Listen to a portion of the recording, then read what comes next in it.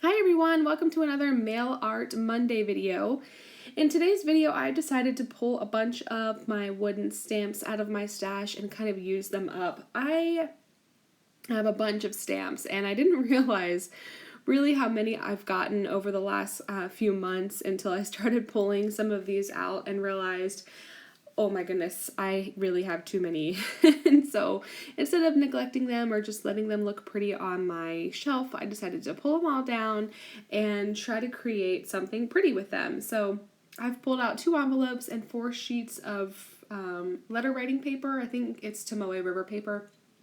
And I'm just going to decorate them because it's the same process that I do with my journaling. I like to have my envelopes and stationery kind of pre-decorated in a way that when my letters come in, all I have to do is sit down, write a letter, and kind of just everything is already pre-done. I just put the letter in the envelope, send it off, and I'm good to go. Sometimes if I don't do that and I get a lot of letters at once, I can get overwhelmed, and it makes the prospect of sitting down and getting it done really overwhelming for me. So if I know all I have to do is sit down and write the letter and pick an envelope out of my basket that's already decorated, and all I have to do is throw some stamps on it and the address, it's a little less intimidating, and I tend to stay caught up on my letters a lot more than if I just know that I have to sit down and write 6 letters and then I have to decorate 6 envelopes and find,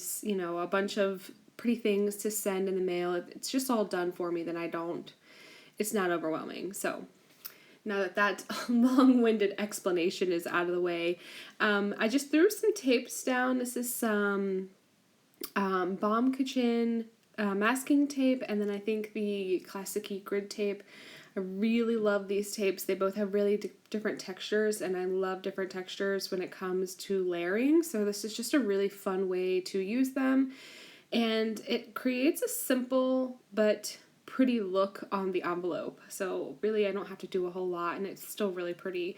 The whole point, for me anyway, especially when I send international letters, I have to put, sometimes between 3 and 5 postage stamps on the actual envelope. So if I only have to decorate a little small corner of it because I know the other corner is going to be decorated with pretty postage stamps, then it's a little less intimidating.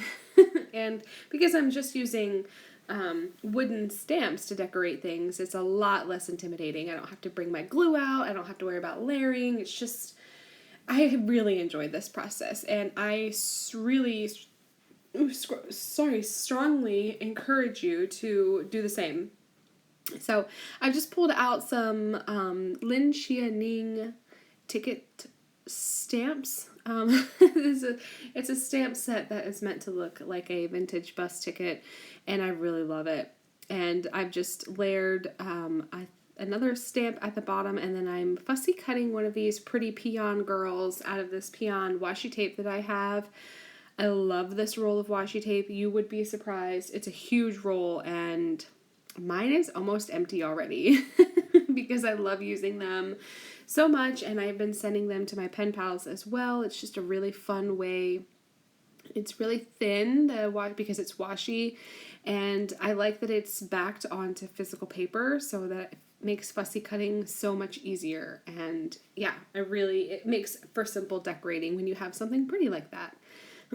So I've just second generational stamped that little image down, and then I'm going to put the year and the month down. I'm going to put 2019, and then I'll put 8 for August. And then when I actually write my letter, I'll stamp out what actual day of the month it is in there, and that's the only thing that I'll have to do. It's kind of already pre-done.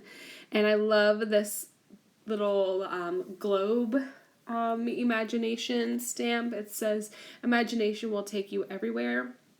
And the reason I like it is because it kind of gives the effect of like a postal cancellation look. And that's kind of why I put it on there, right there at the corner. I really just think it looks cool. So, oh man, these voiceovers can be so much fun sometimes. So yeah, I've just put down more of that tape, and I'm going to layer one more girl on there. and then I'm going to move on. So the paper that I'm working on, this is going to be paper that I'm actually going to be writing the actual letter onto. So I'm trying to make sure that I put the little decorations on the sides so that when I'm writing the letter, they don't get too much in the way. And I don't have to worry about, I don't know, it's just putting it off to the side rather than in the middle of the page. It helps my writing flow a little bit easier, especially if they're in the corners. So I really enjoyed this process. Like I said, I super duper encourage you to pull out your wooden stamps and your ink pads. I'm using the Sormine ink beans.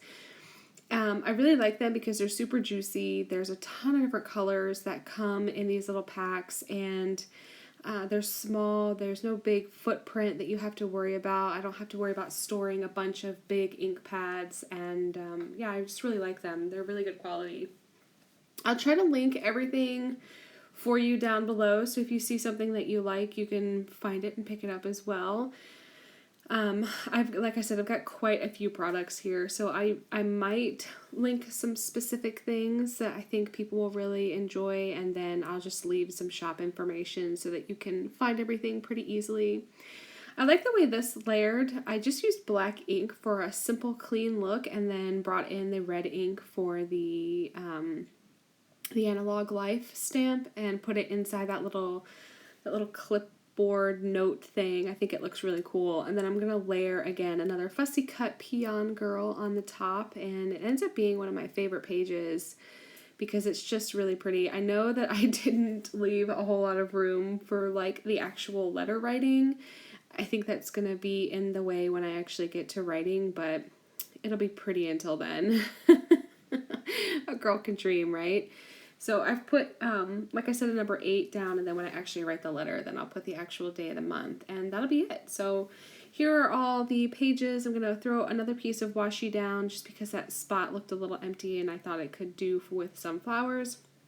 And that's going to be it. Here's a look at all the pages so you guys can see them, and then I'll bring the envelopes in, and that'll be it. So I hope you have enjoyed this Mail Art Monday. I encourage you to pull your stamps out and do the same.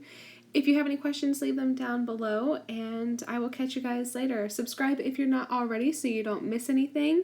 Like the video if you enjoyed the process, and I'll catch you guys later. Thanks for hanging out with me. Bye.